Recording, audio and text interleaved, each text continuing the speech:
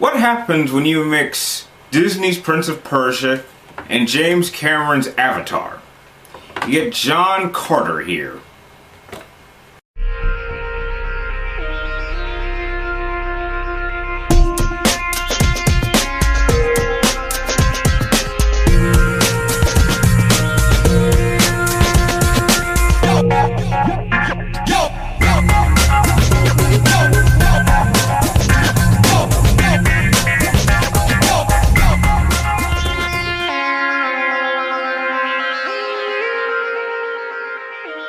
This movie stars Taylor Kesh, I think I'm saying that. He was Gambit in from X-Men.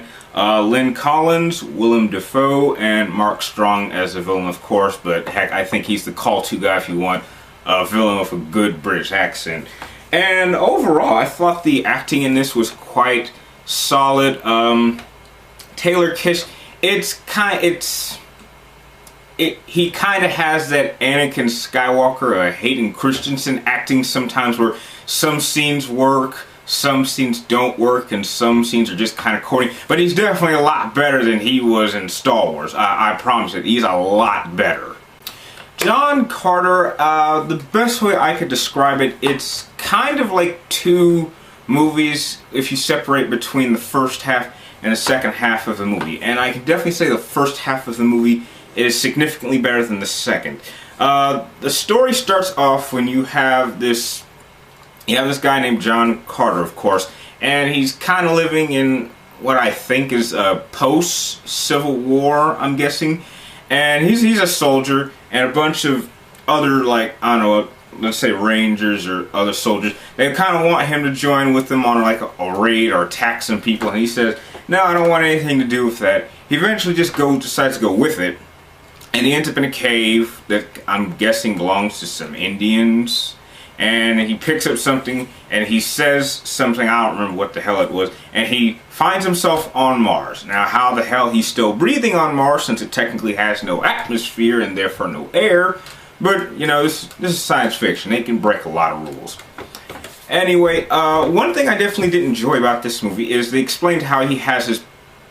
I'm not going to say he has powers, but they kind of work like how Superman works. How on his own planet, because he's so used to the gravity on Earth, when he comes to Mars, it's, you know, it kind of allows him to have like super strength and jump really far. However, the movie kind of has a trouble kind of keeping that consistent, because he can jump really far and you can see he uses a lot of force to jump, but when he hits the ground, he kind of does it normally. And if you're going to have that much force, you'd break both your legs.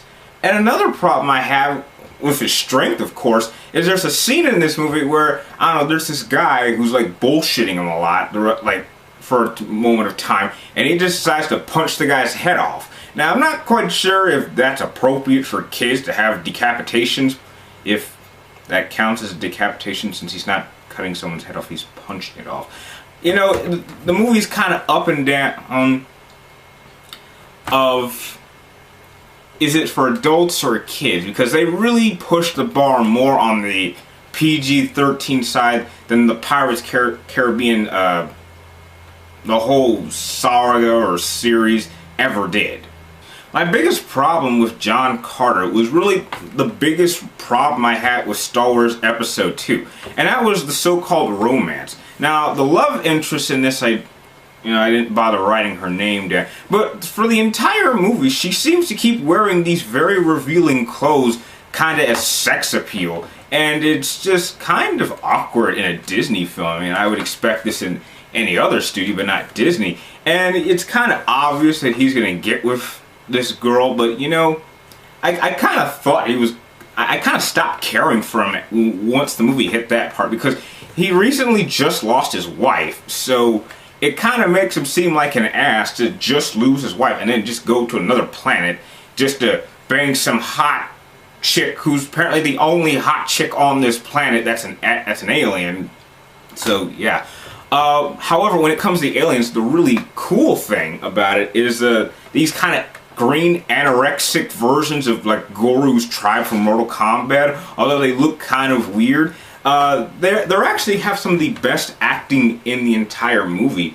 and the best dialogue. In fact, those the scenes that involve those Martians, I'm gonna call them, I forget what their name was, I'm sorry, they actually were some of my best scenes, even so much when it came to the action scenes, because some of the action works, some of the action I've seen barely done in other movies, and you know, nothing ever really just like wowed me, like something like, you gotta go see this, it's only in this movie. Because trust me, John Connor, something like this has been done better, even though people say that this is kind of one of the forefathers that gave birth to the science fiction genre of storytelling. But the fact that other stories have done it better, that came after, kind of hurts this particular story's reputation. It kind of loses its rep, at least in my opinion.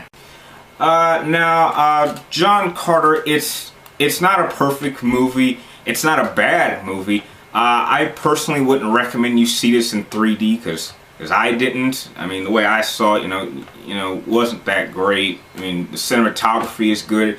It has some really good shots. If I remember correctly, this movie's kind of filmed in like somewhere in Mexico, if I remember correctly, and they have some really beautiful shots. But overall, if I had to give it a rating, I'm gonna be a little bit generous because it's Disney, of course. So I'm gonna give John Carter a solid 8 out of 10. If you have kids, definitely go take them. There are a couple scenes that will throw you off, but you know, it's not really a movie that you're gonna come out like blown away. But you know, you're gonna walk in, you're going with a good attitude, and you're gonna walk out with a good attitude. So yeah, that's what, you know, just a regular good movie.